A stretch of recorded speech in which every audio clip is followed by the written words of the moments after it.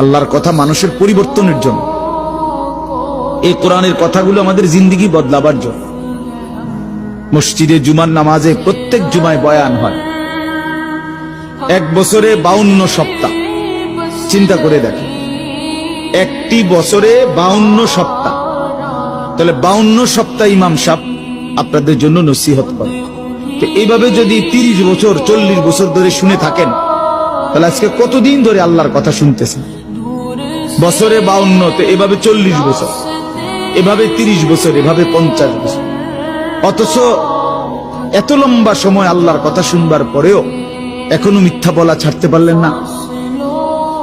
এত লম্বা সময় আল্লাহর কথা বলা শুনবার পরেও বিড়ি সিগারেট খাওয়ার অভ্যাসটা ছাড়তে পারলেন না। এত লম্বা সময় আল্লাহর কথা শুনবার পরেও চা দোকানের আড্ডা বন্ধ করতে পারলেন না।